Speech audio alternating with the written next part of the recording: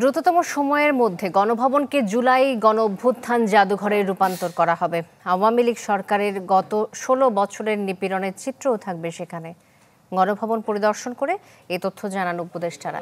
বলেন, পরবর্তী প্রধানমন্ত্রী কোথায় থাকবেন এ নিয়ে পরে সিদ্ধান্ত হবে। চলতি মাসে শহীদ পরিবারদের সদস্যদের নিয়ে বড় পরিসরে হবে স্মরণ সভা। ছাত্র জনতার অভ্যুত্থানের জেরে শুধু ক্ষমতাচ্যুতই হননি শেখ হাসিনা। গেল ৫ আগস্ট তড়িঘড়ি করে গণভবনও ছাড়তে হয় তাকে। এরপর ক্ষুব্ধ জনতা গণভবন দখল নিয়ে স্বাক্ষর রেখে যায় নিজেদের রাগ ক্ষোভের। ওই দিন রাত থেকে নিয়ন্ত্রণ নেয় সেনাবাহিনী। বৃহস্পতিবার উপদেষ্টা পরিষদের বৈঠকে গণভবনকে জুলাই গণঅভ্যুত্থান স্মৃতি জাদুঘরে রূপান্তরের সিদ্ধান্ত হয়।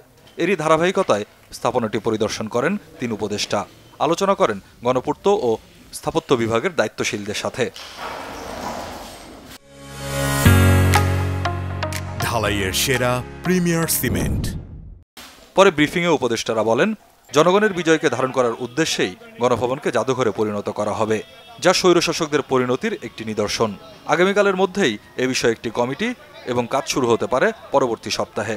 জুলাইয়ের যে গণঅভ্যুত্থান, সেই গণঅভ্যুত্থানের স্মৃতি এবং এই ফ্যাসিবাদী যে শাসন, এই শাসনের সময়কার যেই জনগণের উপর যে অত্যাচার, নিপীড়ন, গুম, খুনের যেই স্মৃতিগুলো আছে সেগুলো সংরক্ষণ করে এই গণভবনকে একটি জাদুঘরে রূপান্তরিত করে জনগণের জন্য উন্মুক্ত করে দেওয়া হবে। এটি শুধু বাংলাদেশেই নয়, আমরা পৃথিবীর বুকে একটি নিদর্শন হিসেবে রাখতে চাই যে কোনো স্বৈরাচারী, ফ্যাসিস্ট, খুনি রাষ্ট্রনায়কদের আসলে কি পরিণত হয় এবং জনগণই যে আসল মালিকানার এবং ক্ষমতার মালিক, সেই বিষয়টিকে একটি নিদর্শন হিসেবে পুরো পৃথিবীর বুকে রাখার জন্যই আমরা এই গণভবনটিকে জুলাই গণঅভ্যুত্থানের স্মৃতি জাদুঘরে পরিণত করার সিদ্ধান্ত নিয়েছি সরকারের পক্ষ থেকে।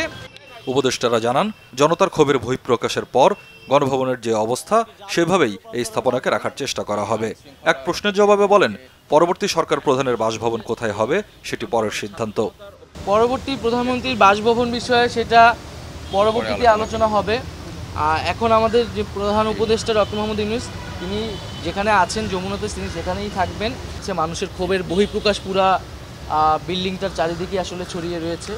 আমরা চেষ্টা করব সেই ক্ষোভগুলোকে যথাসম্ভব ইনটেক্ট রেখেই জাদুঘরের কার্যক্রমটা করার। 1 টাকা দিয়ে তো মালিকানা নিয়ে নেওয়া হয়েছিল না? 1 টাকা দিয়ে কি মালিকানা নেওয়া হয়েছিল? জনগণের ছিল কতখানি? আমরা জনগণের জন্য এটা উন্মুক্ত করার চিন্তা করছি। আরেক প্রশ্নের জবাবে উপদেষ্টা মোহাম্মদ নাহিদ ইসলাম জানান, চলতি মাসেই শহীদ পরিবারদের নিয়ে বড় আকারে স্মরণ সভা হবে।